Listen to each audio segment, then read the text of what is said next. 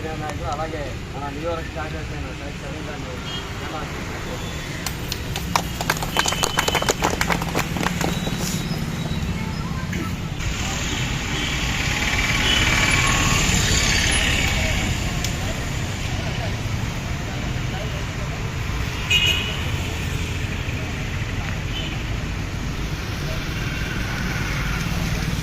భవానీ వెనక్కి కొంచెం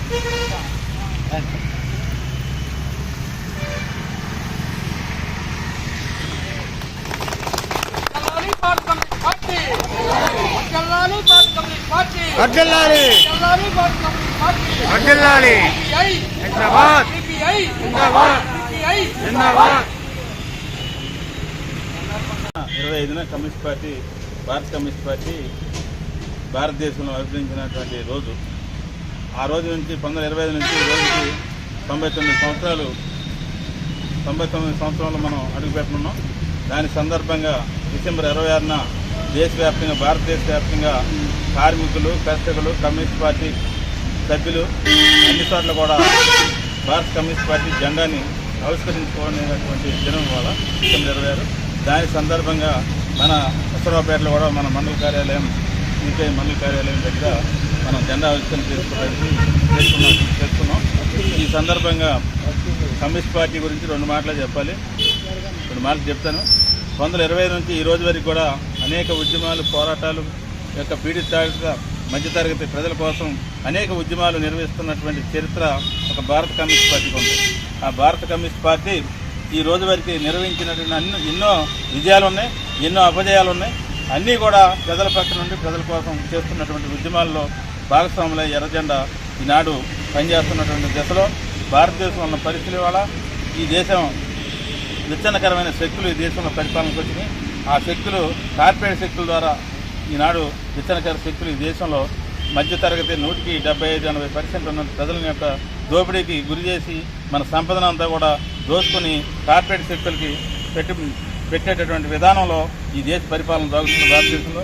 దీనికి వ్యతిరేకంగా నిరంతరం కార్మికులు, కర్షకులు, అసంఘటిత కూలీలు, కార్మికులు అందరి పక్షాన ఉద్యోగస్తులు వీళ్ళందరి సమస్యల మీద ఈనాడు కమ్యూనిస్ట్ పార్టీ ఎర్రజెండా లేకుండా ఏ ఉద్యమం లేదు, ఏ యొక్క ధర్నా లేదు, ఇంకోటి లేదు.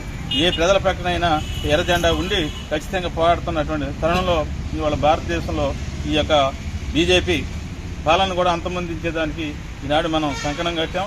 అదేవిధంగా ఈ దేశంలో లౌకిక శక్తులు వామపక్ష జాతీయ కూటమిలో ఇండియా కూటమిలోకి వచ్చే వాళ్ళందరినీ కూడా కలుపుకొని కాంగ్రెస్, సిపిఐ కూటమిగా ఏర్పడి వీటికి బీజేపీ వ్యతిరేక శక్తులను, లౌకిక శక్తులన్నింటినీ కూడా కలుపుకొని ఈ దేశంలో భారతదేశంలో బీజేపీ యొక్క పీడని తొలగించాలనే దిశలో ఇవాళ భారతదేశంలో కమ్యూనిస్ట్ పార్టీ, కాంగ్రెస్ కలిసి మిగతా రాష్ట్రాల్లో ఉన్న లౌకిక శక్తులను కలుపుకొని ఈ యొక్క బీజేపీ పాలన అంతమొందించాలనే దశలో ఇవాళ కమ్యూనిస్ట్ పార్టీ పనిచేస్తున్న తరుణంలో మన తెలంగాణలో మనం కాంగ్రెస్ పార్టీకి మద్దతు ఇచ్చి కాంగ్రెస్ పార్టీని అధికారంలో తీసుకొచ్చిన చరిత్ర భారత కమ్యూనిస్ట్ పార్టీ కీలక పాత్ర పోషించింది.